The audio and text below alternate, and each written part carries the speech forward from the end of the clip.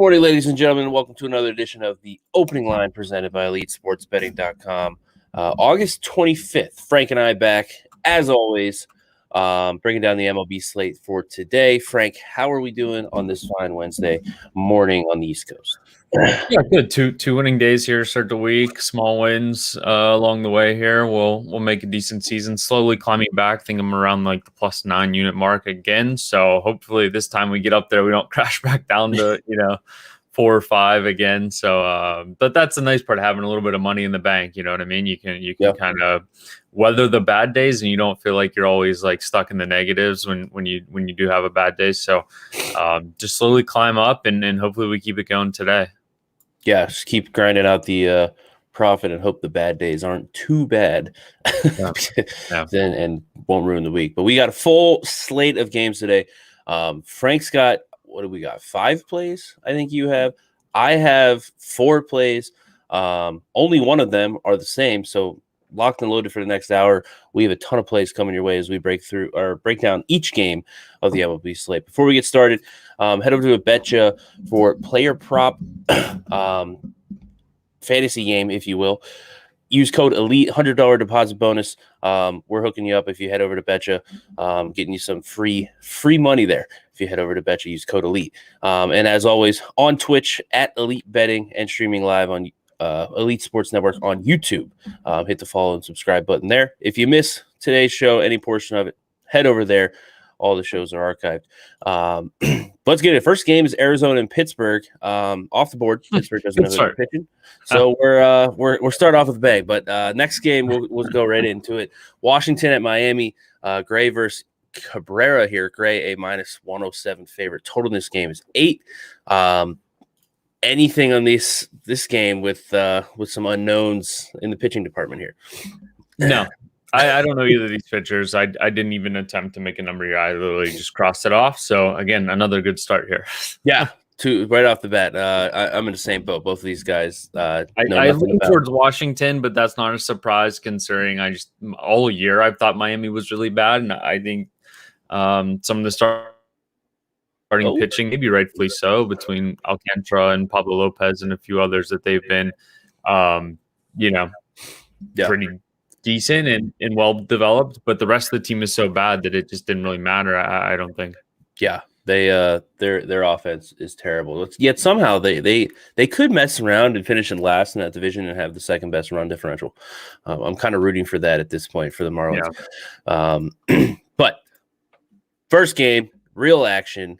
We'll get into this one. We can actually break this one down. Giants in New York playing the Mets. Cueto against Walker. Walker a -118 favorite, and this one total is 8.5. Cueto and Walker, guys, have been around for a while. Mets are reeling. They're 6.5 back in the division, 7 back in the wild card. Like a month and a half ago, that would have seemed pretty crazy, but Giants are still chugging along. Best record in baseball by a good margin here. 81-44. What do you got in this one? Yeah, I was on the edge of about playing the Mets here, and the number moved. I think it was like -102, and it jumped up to 112, and now you're showing 118. This total at 8.5 does intrigue me a little bit, though. So I'm reeling a little bit. I was just talking to Austin for the show, trying to deal with some college football stuff, and golf started late, so I still got to do golf. So I didn't get a great look at this game, but I'm just checking the weather report now. Wind blowing out, 84 degrees at game time, sunny. It's getting dark, I guess, a little bit earlier, but this 8.5 seems a little bit cheap to me. The demise of Taijuan Walker was sort of coming, although I was going to bet on him today. He just was extremely lucky, and we kind of talked about this.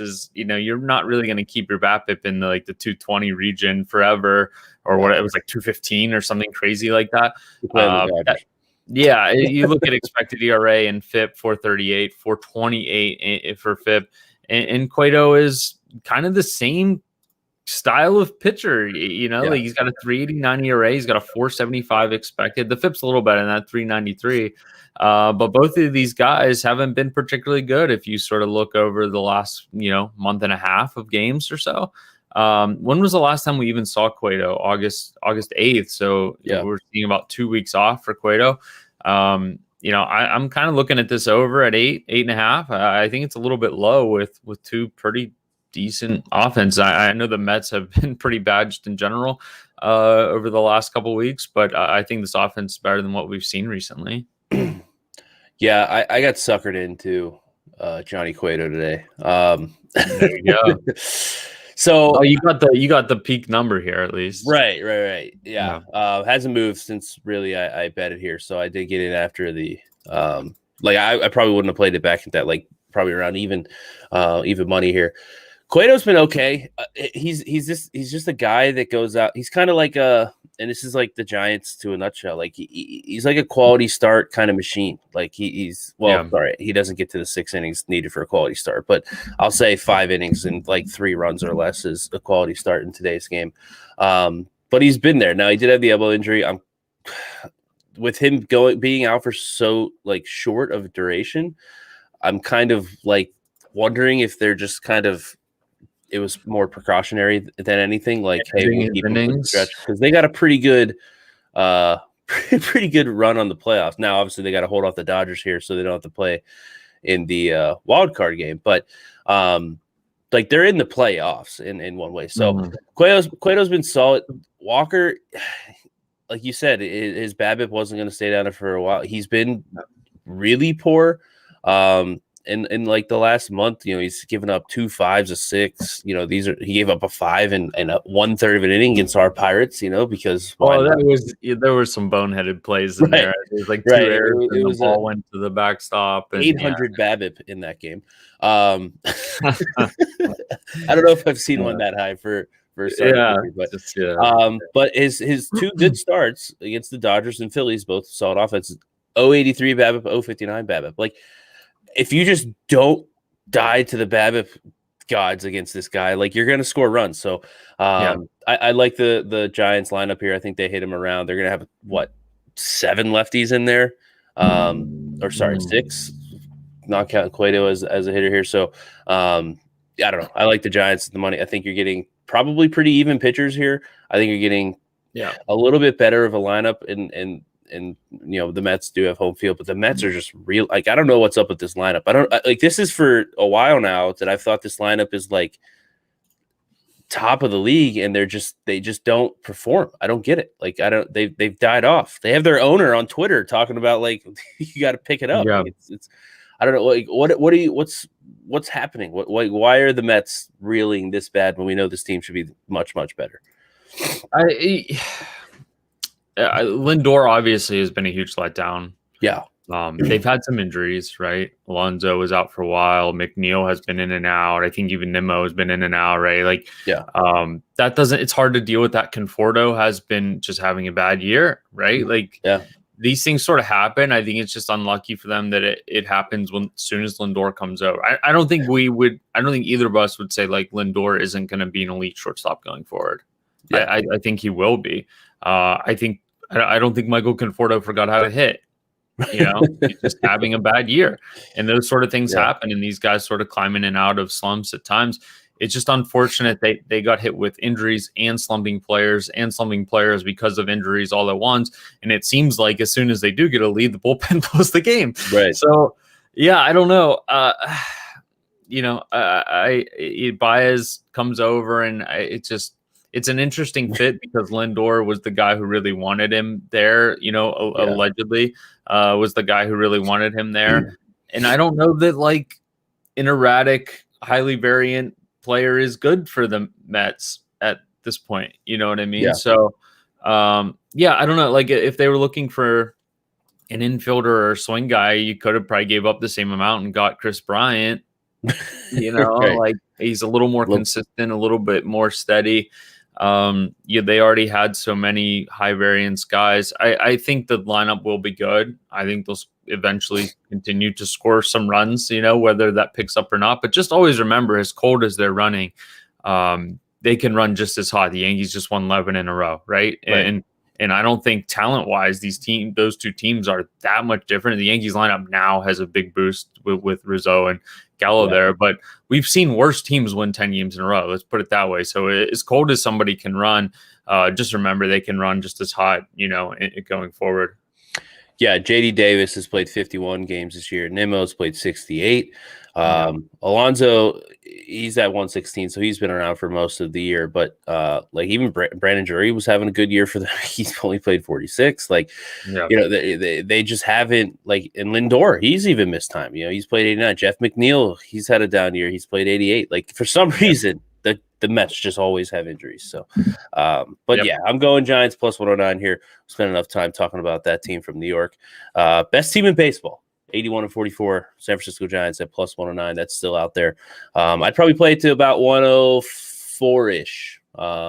If you're late to the party and this number starts to tick down. Next game on the board, best pitching matchup. Maybe there's one other game that I think kind of gives us a little competition. But Castillo against Woodruff, Reds at Brewers here. The top teams in the NL Central here.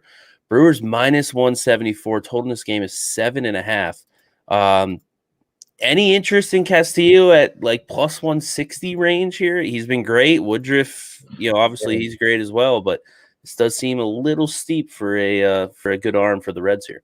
Yeah, I'm conflicted. The two guys that I've been riding for like 2.5 years, pitching against one another. But no, I made this one 156. I'm seeing about a 157. I saw 170-ish last night, and I was like, oh, I'm playing that. Yeah. I'm playing that in the morning. And then about 1 a.m., it got bumped down into this 155-ish range, depending on where you're looking, 160 range.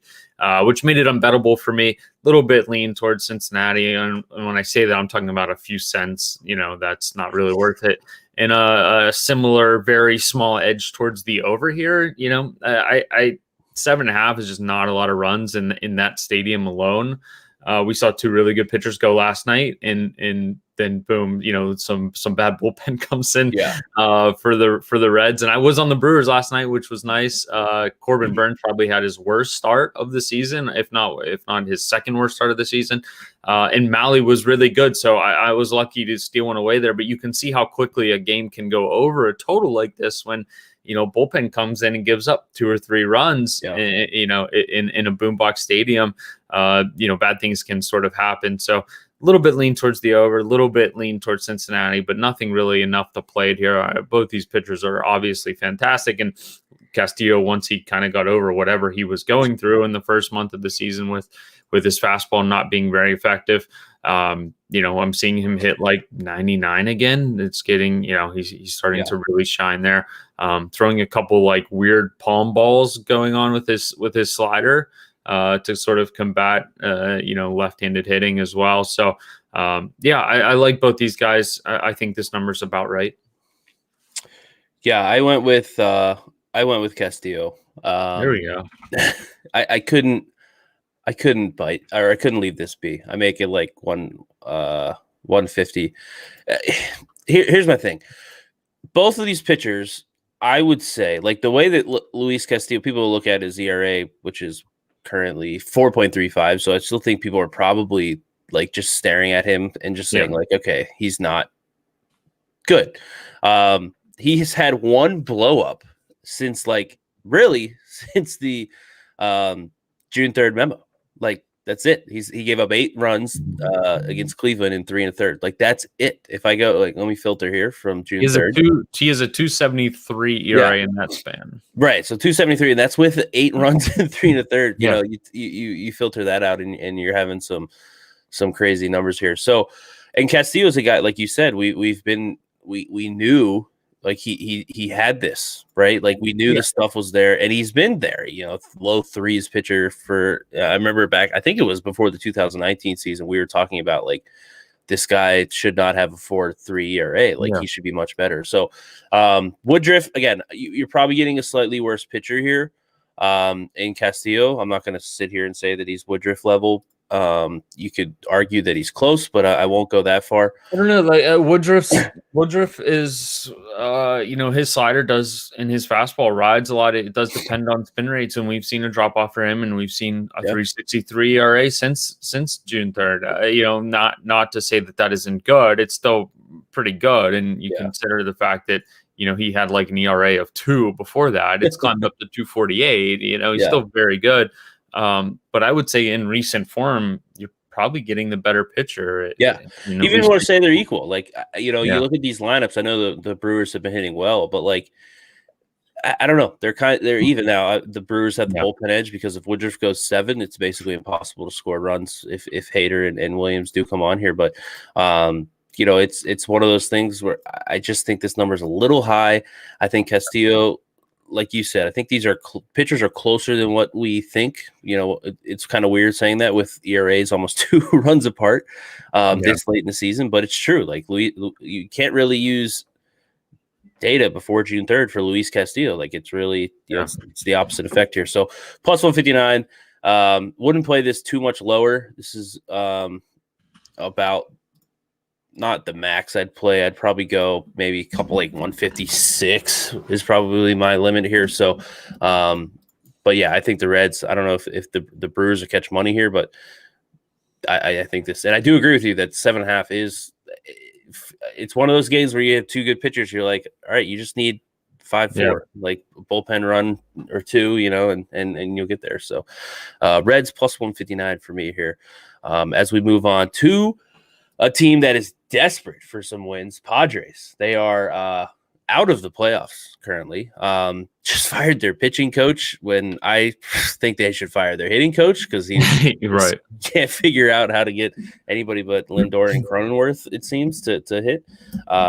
It's not fully true, but Dodgers at Padres. Buehler gets Snell. Buehler a minus 139, 140 favorite currently. Total in this game is 8. Buehler might be your Cy Young favorite. There's a lot of Cy Young candidates on the in the NL on the board now that I think about it. Buehler might be your front runner here, but he's on the mound in San Diego. San Diego desperate to get some wins. What do you like in this game? Yeah, I played Padres. I didn't know that you were allowed to play Blake Snell. I've trashed Blake Snell so much. Literally for like 3 straight months. Here's the thing. My model was in on Buehler like a month ago, right? Like I was my projections like him more than expected ERA and FIP. If I'm looking in his Fangraphs page, it really does. I make him closer to that 2.11 ERA than those ones do for sure. I make Blake Snell way worse than his current number. 560 expected ERA, 431 FIP, 482 ERA. I think he might even be a little bit worse than that 482 ERA that he's supporting. Last few starts have been good though. Last 3 starts, he's given up 6 runs, which is kind of a far cry from what we would expect Blake Snell to be. But the strikeouts are still up there. The problem is so are the walks. All that said, I have to trust the numbers, and I made this plus 114. And I think part of it is what you're saying is that, my numbers still like the Padres offense. Yeah. And the market isn't going to like it right now. Right. And that's sort of like the divergence there. So I lean a little bit towards the over, but I do like the Padres at 128. This number has jumped down a little bit, like in the one, what was it? I just saw like 122, depending on where you're looking, 125, depending on where you're looking. My worst number here is going to be 120. I'm just clicking through here.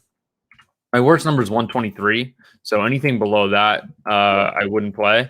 But it this 127, 128 number, whatever's hanging out there, I do think there's some value. And if you want to avoid Blake Snell, I think you could also play some over because this is kind of a bet on the Padres offense. I just have them scoring a little bit more runs, and the market is really over adjusting considering Buehler is really good, but this offense, like we were talking about the Mets, this offense even more so should be a lot better, right? Like Grisham can hit, Tatis, Machado, Cronenworth, Pham, all these guys can hit. Hosmer has been a huge letdown, obviously, and ever since Adam Frazier's come over, he's been horrid. So you got to think these guys can hit, right? Austin Nola is a great catcher as well. So I don't know.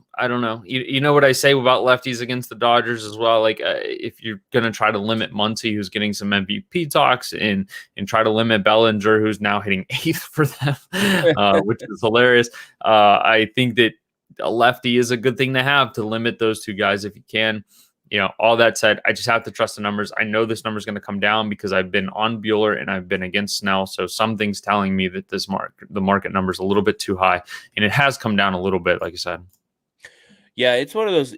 It's kind of when you fade a pitcher and then like all of a sudden, like the market has faded him too hard, and then you're like, oh dang, like You there's feel vindicated, but now you want to throw up. right, right. You're looking for, Yeah. you know, looking for the drinks early when you're watching this game. But yeah, Snell, like you said, there is at least with Snell, like the talent's there, like the strikeouts. They kind of disappeared in the middle of the year, but they've kind of ticked back up. 6, 13, 6, 9 over his last 4 starts. Like you said, he's only given up 6 runs in those 4 starts. So maybe there's a switch. He did face Oakland and Philadelphia in those starts, so like you're getting some solid offenses there as well. Yeah, I think this is. I do agree that this is. If this number would run higher, the Padres for me would be playable, but it's also one of those games where I'm like, whew, thank goodness I'm not not involved here. Buehler, like I said with Walker, Buehler a 238 BABIP. Last year he had a 198 BABIP. The Dodgers have just figured out a way to have these low BABIPs. So I do think Buehler could be a candidate for some regression a little bit. I don't think he's a 211 good, but if I could believe him being like 250. So I think there could be a little bit of regression there. So is one of those things you're kind of, selling high on Walker Buehler and buying low on Blake Snell. That's kind of the the angle to look at it there. So Frank on plus 128 for the Padres. What'd you say, 123 about your limit? 123 is the worst number I would play. Yes. Well, so 123, still got some room there if this number does start to come down, which Frank thinks it does. Royals at Houston, Mike Minor and Lance McCullers on the mound for the respective teams. Houston a minus 240 favorite. Total is 8 with some juice to the over at minus 112. You like a side in this game?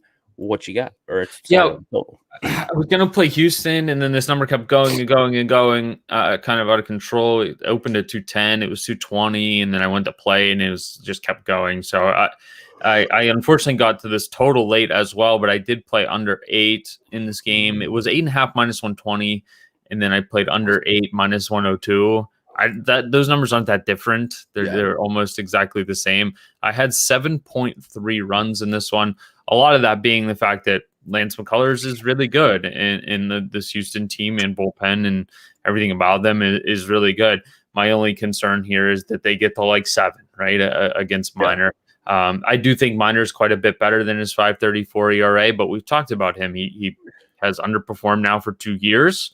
4.30-ish expected ERA the last 2 years, 4.30-ish FIPS the last 2 years, and ERA is up in the 5.40 area, right? So whether that's over 200 innings too, like it's a decent sample here. Yeah, I mean whether that comes forward as being decent, I don't know. He hasn't been terrible. He just gives up 3 runs a start, 4 runs a start. It seems like every single start. So hopefully Houston doesn't go too crazy here, but this is more of a play on just the fact that I think Lance McCullers is extremely good.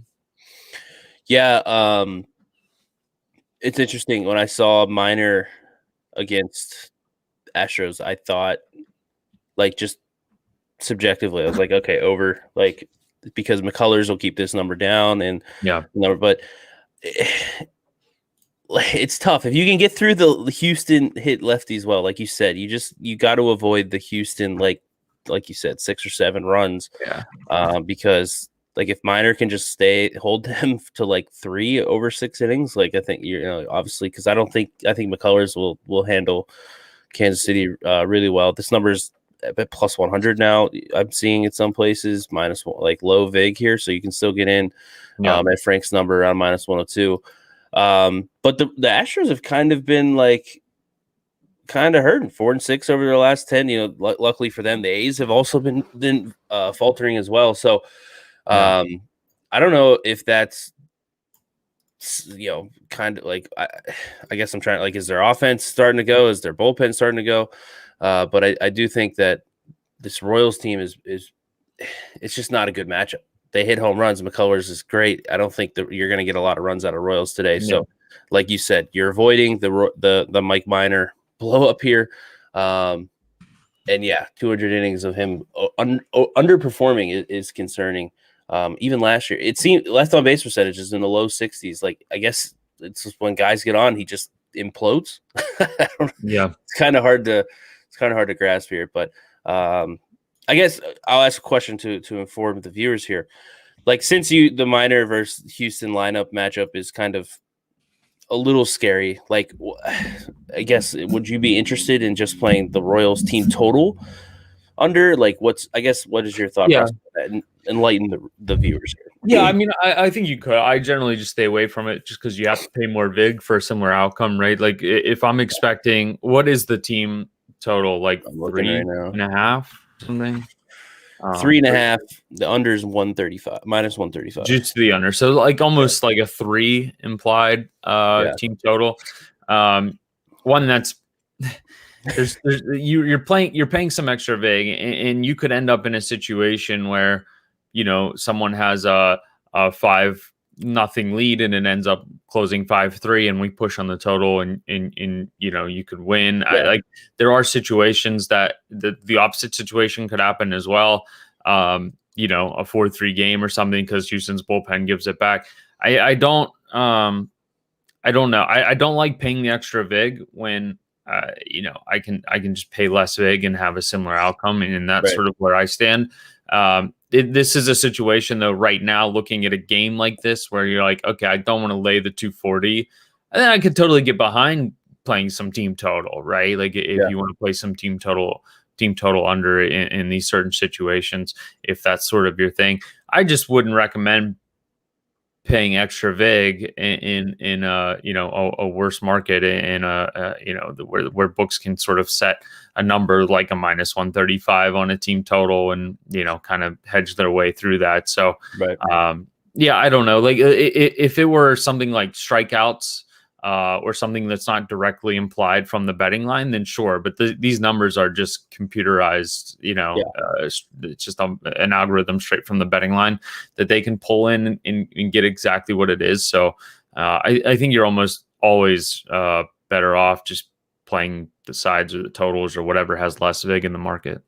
Yeah, for reference, right now, just looking at Pinnacle, the over in the game is minus 112, the under is plus 100. The Royals team total is minus 135 to plus 116. So a lot more vig there, like Frank was talking about. So I am kind of disappointed in the next game. Baltimore hasn't named a pitcher, so we don't get to talk about Ohtani. But I do want to just make one note that he is like a 1.5 better than anybody else in the rest of the league. That's pitcher Corbin Burns, I think I saw, was at like 5.9 WAR. Ohtani, if you add his up, he's at like 7.4. The next best hitter is Vlad Guerrero, Marcus Semien at 5.2. Pretty insane stuff what we're seeing out of Shohei Ohtani. Yeah. But we don't get to talk about that game because Baltimore has not listed a starter. Another great pitching matchup I mentioned, Castillo and Woodruff, but this is the one that rivals it. Giolito against Ray. White Sox against the Blue Jays here. Blue Jays minus 119, minus 120. Total is 8.5, juice towards the under. White Sox still chugging along. They've just been like kind of not impressive for the last like 2 months of the season. Like, they're healthy now, so like you're starting to like I thought they would rip off like a big run because they play, you know, in such a poor division. Toronto's kind of faltering, 3-7 in their last 10. They're 5.5 out of the wild card. Like, it's kind of getting close to time to getting a run here. No one better than Robbie Ray to go on the mound for them, as he's slowly talking himself into the AL Cy Young conversation. What do you like in this game? That's a crazy sentence. But yeah, 24 starts, 279 ERA. He is a little bit worse than that. I think we would both agree that he's been a little bit fortunate in terms of BABIP, you know, sitting around 265 when his career number is 306. Granted, he's still getting hit hard, but he's not walking people. And when you don't walk people, it's highly beneficial when you're getting hit hard at a similar rate, right? Because there's just less people on base. And he's given up a lot of solo dingers. You know, he still has given up a decent amount of home runs, 1.5 per 9. All that said, I do like this matchup, although the White Sox do bash lefties. And I like this matchup for Giolito, you know, as a right-hander. So I played some under here at 8.5. It was, plus 101. So I was watching this number, and I was going to bet it at sort of normal vig, and then it jumped up for me, gave me a better number, and then like half hour later, it shot back down to this minus 113 we're seeing now. So that's a pretty big move. I don't know that I would recommend playing it at minus 113 at this point. I had this close to 8, a little bit under 8. So that number, the total that's hanging out there, I think is about right. This is a small park, but a lot of the bullpen pieces that in conjunction with Robbie Ray, a lot of the bullpen pieces that Toronto added and have used have been surprisingly good. They made a couple low key moves to the deadline. I think that really benefited them. The White Sox bullpen might be the best one in baseball when you just look at the names that are down there. Between Hendricks and Kimbrel, and I know Kimbrel hasn't been good for them, but I think we should expect him to be good. So I like both these starters. I think both these bullpens are very good and kind of underrated. So I did play on the under here at 8.5. I had a little bit lean towards the White Sox. I don't know where that number is now, plus 108. Yeah, so it's come down from 115. But I know that my Robbie Ray number is a little bit wonky because of how good he's been relative to how bad he's been in the past. So yeah, I played some under. This number's probably not really worth betting unless you get it back to like minus 107 or somewhere in there, where you're getting sort of normal vig on this game. And we talk about this every time. Get in the bet pack early, get your bets in so you can avoid sort of these scenarios. And you're listening to me here talk now, and you're missing out on good numbers that you could be getting otherwise. Yeah, it's a good point with football coming up too. Plays posted early in the week. People, we'll have shows later in the week that we might bet a game at -3 and it's going to be up at -4 at the time that we're on here. So getting the bet pack early, like you said, for baseball, up 8, 9 a.m. before we get live at 10 a.m. here Eastern time. Yep. You'll get the plays. Robbie Ray, you said like a little bit lucky, 89.5% left on base percentage probably isn't going to happen. 265 BABIP could come up a little bit. If you average out his xERA and FIP, Eduardo Rodriguez is better than him so far this year, which is crazy because literally 2.5 runs separate their ERAs. But yeah, the White Sox, all these pitching, it was crazy. We talk about all this hitting. Like, I'm so confused. Like, they're 73 and 54, like, which is a good number, but it's not like insanely good definitely for the division that they play in. They have in the AL, they have 4 of the top 8 pitchers in WAR. Giolito being the worst. Obviously, Rodon has been injured here, but Lynn and Cease have been good as well. We're talking about how Cease and Giolito kind of struggled after the June 3rd, and they came back. Toronto doesn't they just don't. We knew this. They just didn't have the pitching to get through this. And what's crazy is Robbie Ray exceeded way beyond expectations, and they still just don't have the pitching to get there.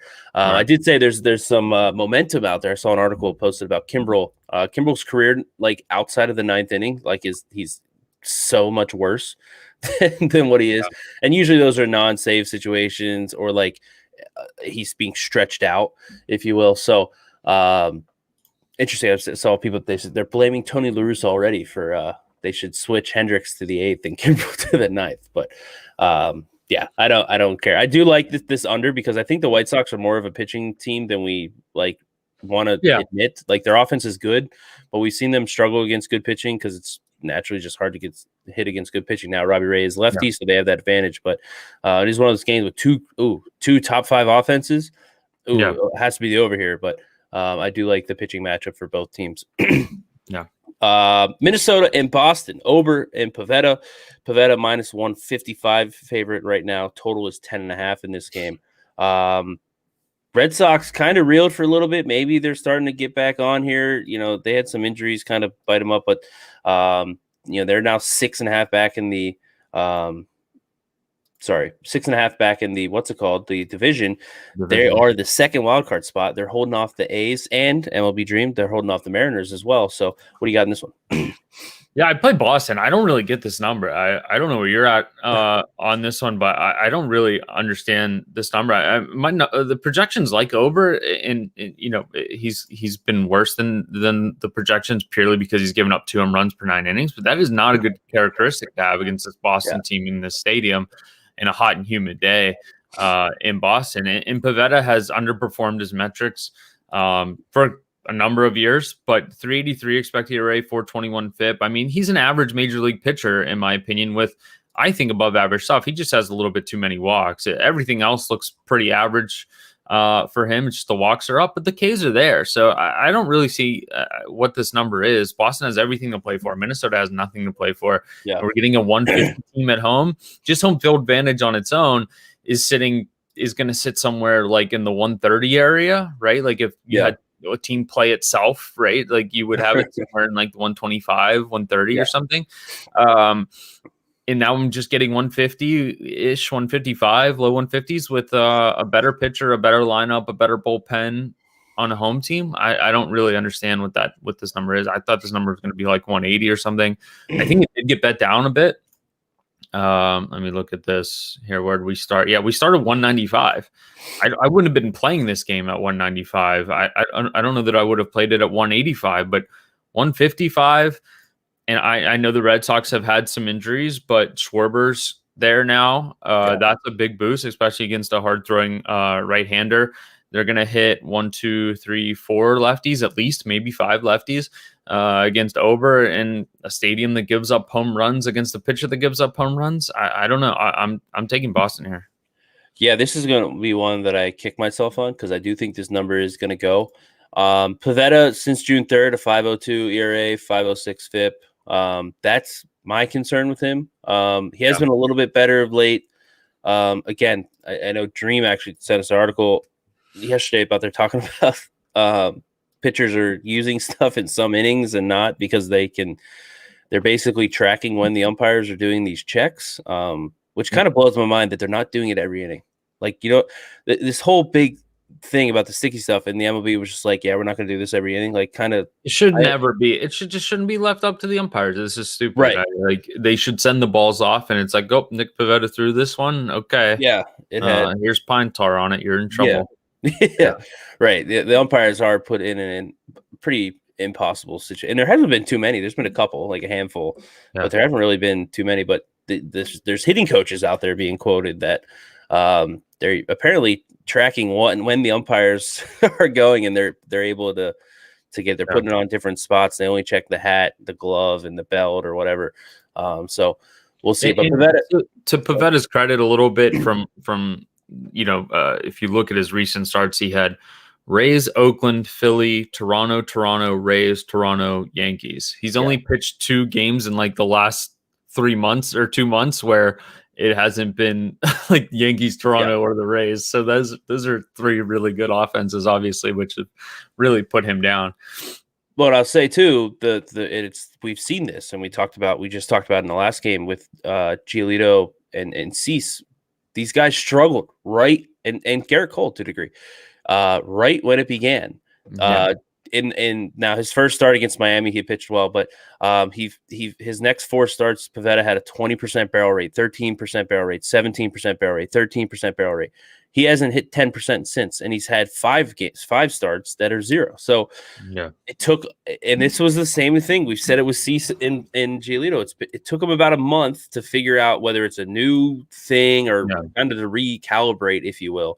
And we're seeing this. So I said I'm probably going to kick myself that Boston, this will take off and run. Hopefully someone else bets this back down to the low 50s, 150s, and I can take it. But I don't know. I'm not mad sitting out of Pivetta game. But Frank, at 148, like we said, get to the bet pack early.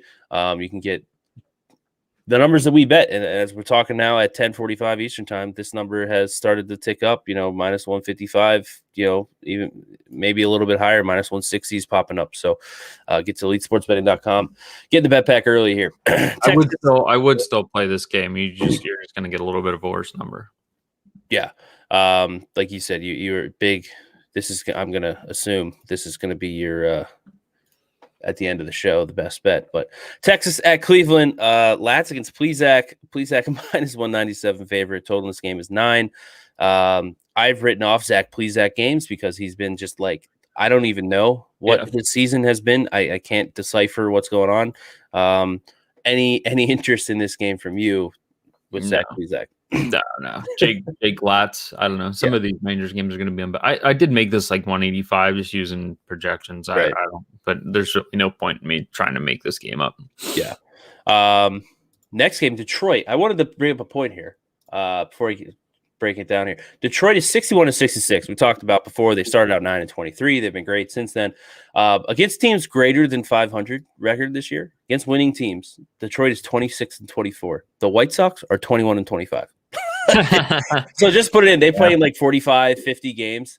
Total against winning teams. If we go to the AL East, the Red Sox have played 78 games against teams with winning records. The Orioles have lost more games than both of these teams have played against winning teams. But anyway, Skubal against Leicester. Cardinals hosting the Tigers. Cardinals minus 121 favorite. Total in this game 9.5 with some heavy juice towards the under. Tariq Skubal, another guy, the arc of his season has been pretty insane. Any interest in this game? And it's John Lester deserving to be a favorite here at minus 120, minus 122. Yeah, I have a little bit of an edge on Lester, but I can't do it. Skubal's in one of his stretches now where he's not giving up homers, and it's like, oh, this guy's really good again. You know, he's given up 1 home run in his last 3 games. He's given up 2 earned in his last. This is the only way he gives up runs. It's crazy. You go back to his 4 and 5 starts ago against Baltimore and Kansas City. He gave up 6 home runs in those 2 starts, and he gave up 9 runs, and they're all coming off of home runs. Like, he hasn't walked more than 1 guy since June 27th. So 1, 2, 3, 4, 5, 6. It's 8 starts where he's walked 1 or less guys. He's getting 4, 5, 6, 7 Ks a game, and it's just a matter of whether he gives up a home run or not. So I'm fine. Like, I'll wait like another year to bother with Skubal again, because I just don't know what he's gonna do. He could give up 4 homers today to St. Louis. So, and we know how bad Lester is. I lean maybe the smallest of leans towards the overs, the small lean towards the Cardinals. But like, Tariq Skubal is like, he's gonna be really good. I think. Like, I think he's gonna be really good. I'm like really close to thinking he's gonna be really good. He's given up 26 homers in 22 games this year, and he's had 2 stretches this year where he's gone like 4 or 5. 26 of those home runs. Yeah, like 26. Yeah, he's has like 4 or 5 runs of like 3, 4, 5 starts where he gives up like 1 home or less. I don't know. He just needs to keep the ball in the park. This is a big park. This isn't an offense that's particularly scary, but wouldn't surprise me at all if he gave up 3 homers. Yeah. I played Tigers at plus 116, so this has come down a little bit. I probably wouldn't go much lower. Like plus 110 would be my worst price here. Skubal, I love talking about him. He's like slowly become one of my favorite pitchers because my best friend from high school is a Tigers fan, and like if you're a Tigers fan, like you got to be ecstatic about like what's happened. Like, exceeded all expectations. The lineup we talked about is just good. It's just not like great. It's not bad. It's just you're right in the middle there. But Skubal, March and April. I'm going to go by home run per 9 and FIP. I'm just going to go with those. March and April, home run per 9, 3.27. His FIP was 8.31. I literally remember us having a conversation about this might be the worst pitcher in baseball because he's giving up. And I think you had your projected numbers. Like, you expected him to give up more home runs than he did. Yeah. Like he gave up 3.27 per 9, and you thought it should have been higher. He cut that number down to 1.67, which isn't good. But he got his FIP down to 3.8. June, 0.94 home run per 9, 3.63 FIP. Then all of a sudden, July, something happened where he had a 2.93 home runs per 9, 6.07 FIP. And then August so far, not a full month innings here, but 0.51 home runs per 9, 2.33 FIP. Like you said, and you've talked about this before, it's easy when you're just giving up home runs. That's kind of not an easy fix, but like it's something that is fixable. Like, Yeah. confidently, you can Don't limit throw a that. cupcake here. Like, you have this Right. constant thought So in your mind of like, go for strikeouts, avoid the cupcakes. right. Like, So usually what happens is with these guys, and we saw this like Brubaker in Pittsburgh, they fall behind. They get into like every now and again they'll get into 3-1 and they get overly aggressive. I was watching the Yankees game last night with the Braves in the ninth inning, and Chapman was bad again, but it wasn't all a routine ground ball to end the game to Odor, and he just like double clutched it and just didn't throw it. And now he's beat it out.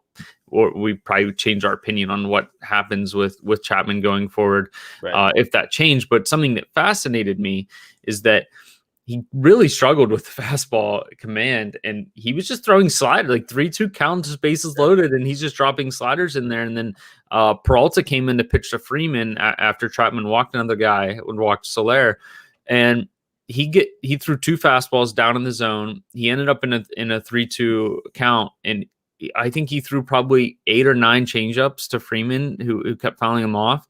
And he just didn't give in, right? Like, he just threw changeup after changeup after changeup because Freeman couldn't time it up. And I find that interesting with guys like Brubaker, or I'm sure Scooble's doing the same thing, where they're laying in hard fastballs in there in 3-1 counts, trying to challenge guys when, whether they need to learn or get better with the secondary pitch or be more comfortable with throwing that pitch or whatever it is, they need to learn that, like, okay, it's not always the best pitch to throw fastball 3-1, even if you are throwing a strike, because if it ends up in the seats, you're going to be in trouble. And if you look, a lot of his home runs, they are solo shots or guy on first shots where he's trying to be aggressive into the zone. So it like you said, it is one of the easier things to fix because it's more of just like pitch selection than it is anything else.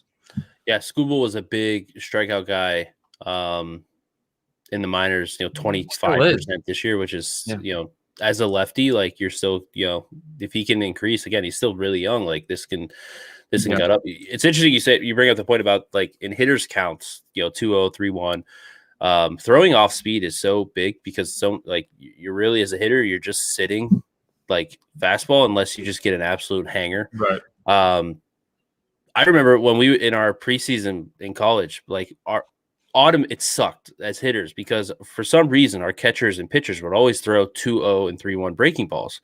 And I'm like, this isn't realistic because you don't do this in the game. So stop. I'm like, and let the hitters get some actual real run. I'm like, if you want to throw 2-0 and 3-1 off speed in the games, like, go ahead. Okay, we'll do this. But it makes such a difference because that it's what you're sitting on.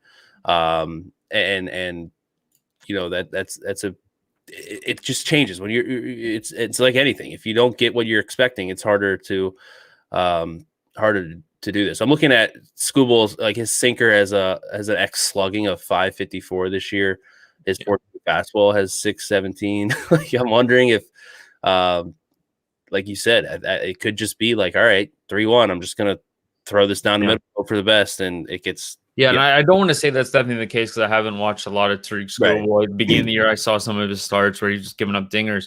But lefties do have more difficult time starting in Major League Baseball because right-hand, you can platoon right-handers more easily against them. Not everyone has a ton of lefties available to just platoon against right-handed pitching. I think 2/3 of hitters are actually right-handed in Major League Baseball. But having watched guys similar to him, like Brubaker, a lot, it's like, just don't throw the cupcake. Sometimes it's okay to walk, Paul Goldschmidt today if nobody's on base, right? It is interesting. Split finger. He stopped throwing that. He stopped throwing that like 6 starts in. That pitch had a 428 WOBA, a 6x WOBA, a 620x slugging. So I think that was his first adjustment. Now it's just kind of figuring out, like you said, maybe that's that fastball. We got to you got to find a way to keep it in the park. Because everything else looks really, really. Everything else is like his sinker struggles, but his off-speed pitches are like 230 or lower. So ex WOBA. So last single game on the board, one that we're both interested in: Tampa Bay and Philly. Yarbrough against Wheeler. Wheeler -130 favorite at home. Total in this game is 8.5 with some juice at -114. We're seeing some -120s pop up there towards the under here. We've liked Ryan Yarbrough in the past But we're both fading him here. Let's talk about why we're both on the Phillies here in the minus 130 range. Yeah, well, for me, Wheeler hasn't been particularly great lately. Last 8 starts, 4.28 ERA, but the FIP's still sitting around 3.01. I'm not really worried about him. He's just been a little bit of a BABIP guy right now, and that happens. It is hot. It's getting worse. In terms of humidity and weather. But 133, I mean, I talked about this earlier. That's like home field advantage, and I think the Rays offense is better than the Phillies right now. Although I would say, going forward, not that different. I do think the bullpen, obviously, anytime the Phillies bullpen gets involved, it's bad. But I'm getting a far better starter, and I'm getting them at home. So I think the home field advantage kind of cancels out those other two things. I thought this number was going to be like 150, 155, and maybe it's Wheeler has struggled recently. He's given up 10 earned in his last 2 starts. But he hasn't pitched bad, right? Like this just happens, right? Like eventually that like 2.10 ERA catches up to the FIP eventually, and now we see him sitting around, what is he at? 277 ERA, 271 expected, actually a little bit worse than the FIP now, 253. He's not giving up homers. This Rays team can hit home runs. They kind of, will sell out for that.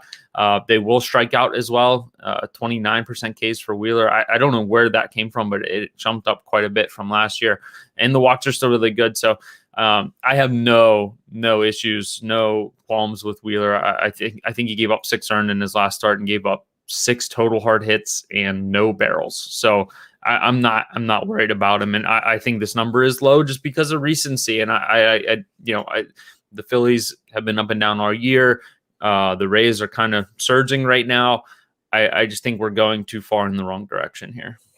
Yeah, I'm with you. Wheeler has struggled, but like you said, no barrels his last start. His hard hit rate has exceeded 40 twice in that stretch. Yeah. One was 40.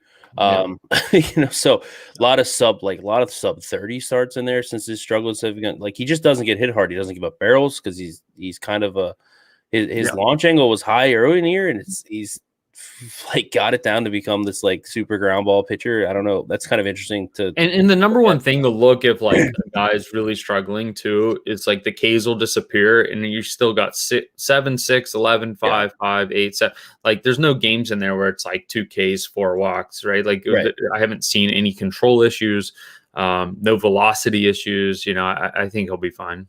Yeah, since June 3rd, 298 ERA, 253 FIP. Like there's no concerns at all. Like you said, like I like to look at the StatCast too on top of the Ks, or if the Ks are gone, or if the walks have all of a sudden gone up, which isn't a concern. When there's no red flags here. The walks have been fine. He's walked like his last 4 starts. He's had 4 walks, which is great. He's had a ton of strikeouts in that time. So, I'm totally fine. 130. I'm like you. I thought this was Yarbrough has not been good. He throws in a good start every once in a while, but like he's given up 5, 5, and 6 in his last 5 starts. 1 and 0 in the other 2. But one of those he was his last one. He didn't start. That's right. It wasn't start. Yeah. Not that it really. He still pitched 5 innings. Not that I really care that much, but it is like psychologically different in a way. Yeah.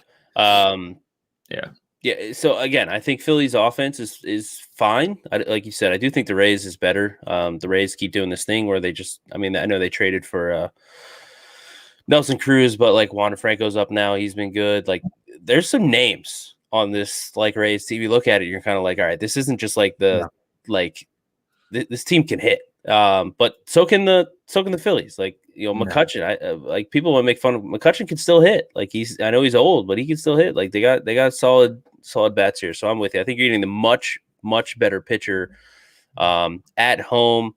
You're getting the worse offense, but I do agree with you. I think this should have been up in like the 145 range.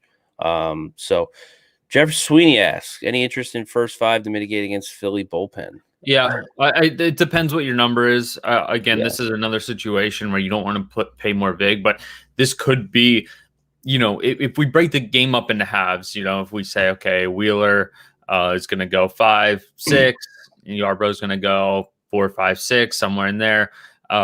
You are at a disadvantage with the Phillies bullpen against the Rays bullpen in the back half of this game.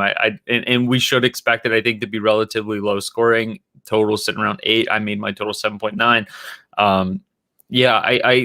this is one situation where maybe you want to pay for it. I don't know, Jeff, what the number is. If you want to throw the number in there, we could check it out for you. But okay. Oh, yeah, he did. Minus 124. That's quite the jump down. I was surprised. I thought I was going to see like a 140 just because of, the starting pitcher difference here. I don't mind that at all, honestly, if you want to avoid that risk. Yeah, it's tough. You're betting into a higher VIG market again, though. So, right. Like, you run that issue. And, like, again, the Rays, like, they've had to change their bullpen usage since Glasnow went down because they had this luxury of having starters that could go deep, and now they don't have that as much. I'm looking at this now. They're the second highest bullpen reliever usage on Fangraphs at 537. The Padres are 538. The only other team over 500 is the Orioles, which is funny because those bullpens are totally different. But Rays 341 FIP among their relievers. Phillies 467. Phillies are fourth worst. The Rays are the best. So I just don't like first five because it's such a small sample too. Like you could like the variance is super high, right? Right. Like you could just be go and like you could be up 2-0 and then all of a sudden, the 2-run home run Wheeler gives up. And then it's 2-2, and then you push like something that happens further, you lose. Like I don't know. There's more variance. I guess you are paying for a push in the first five as well. Right. I just would have expected it to be the same or higher than the game line, just because of I think the Phillies have an advantage in the first 5 innings. Right. Yeah, I think this is more of Yarbrough and like his past. I don't think he's what he's been the last 2 years or so. This year's been a weird year. He's had some injuries. His velocity, he was throwing like 82 at one point or something. Yeah. But yeah, Colorado and Chicago is the last game. They're playing a doubleheader. Any notes that you want to talk about a doubleheader? I'm kind of mad. Marquez versus Davies. I was kind of excited to maybe jump on the Rockies on the road, but I don't really care to get too much involved, but the wind is kind of blowing out too with Zach Davies on the mound. Kind of seems like just two garbage teams, but you won't really find a bigger pitcher mismatch here today than that one. Right. Yeah, Zach Davies, who people were trying to convince themselves was good to start the year, now has over a 5 ERA. So let's do best bets here. What do you got? Yeah, you called it. I think it's Boston. I did have a similar edge on what was the other one that hold on a second. I forget what else I played. Phillies, Blue Jays under, Astros under, Padres. No, yeah, it's definitely Boston. Right. Yeah, you called it. Boston 148. I would play this 155. I'm still playing this number. I'm going with the game we just talked about, Phillies, which we also bet. This is minus 130. You can get better price than both. We got.